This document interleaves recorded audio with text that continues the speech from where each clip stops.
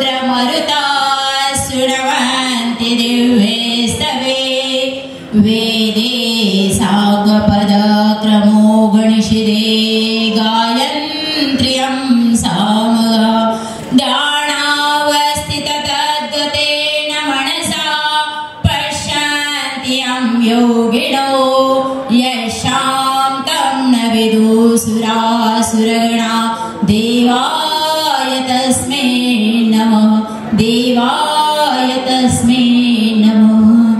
सत्य सनातन महात्मा धर्म की सत्य सनातन महात्मा धर्म की। మీరందరూ ఇక్కడ ఉన్నారా? మరి మీ ఆలోచన ఇంకా ఎక్కడైనా ఉన్నదా? సత్య సనాతన అంటే మన ధర్మము, ఇంకొకరు కాదు. మన కొడుకు, మన అయ్య, మన పేరు చెప్పడానికి మనకు భయం ఏం కాదు. సత్య సనాతన మహాత్మ ధర్మకి ఇప్పుడు ఎక్కడ ఉన్నారని నాకు కూడా తెలిసిపోయింది. సత్య సనాతన ధర్మ అంటే ఏంటిది? పురోహితం పూర్వకాలం నుంచి ఇప్పటి వరకు నడుచుకుంటూ వచ్చింది అంటే సత్య సనాతన ధర్మం. సత్య సనాతన అంటే ఏంది? ధర్మం అంటే ఏంది? స్వామి గారు కష్టపడి మనకి అందరిని పిలిచి ఇక్కడ వరకు పిలిచి మళ్ళీ ఫోన్ చేసి మీరు రండి మంచి కూర్చొని ఈ ఆయన ఒక్కటే పని కాదు, ఆయన ఒక్కలదే పని, మన అందరిది పని. ఇంకొక చిన్న ఉదాహరణ ఇస్తాను. నాకు అంత తెలుగు రాదు, కానీ ఎక్కడైనా తప్పు జరిగితే మీరు అర్థం చేసుకుంటారు. మా అయ్య అనుకోని ఒక పిల్ల ఏదైనా తప్పు జరిగితే అయ్య అర్థం చేసుకుంటాడు, అటువంటి మీరు అర్థం చేసుకుంటారని అనుకుంటున్నా. చిన్న ఉదాహరణ ఇస్తాను. మీరు ఇంకా మీ భాషలో ఈ మహానుభావులకి చెప్పుడు నాకు అవసరం లేదు, అంత పెద్దకు కూడా నేను గాను, అయినా కానీ ఒక ప్రయత్నం చేస్తాను. మన శాశ్వతం జీవితం శాశ్వతం కాదు.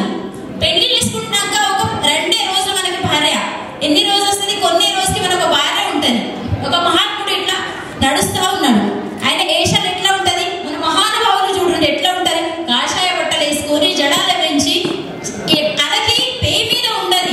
మన ధర్మము, మన సంస్కృతము, మన హిందూ ధర్మము నిలబెట్టాలా, మన ధర్మం ముందట పోవాలా, మన పిల్లలకి మనం ధర్మం నేర్పియాలా, మీకు అందరికి ధర్మం నేర్పియాలా అని ఒక కోరిక.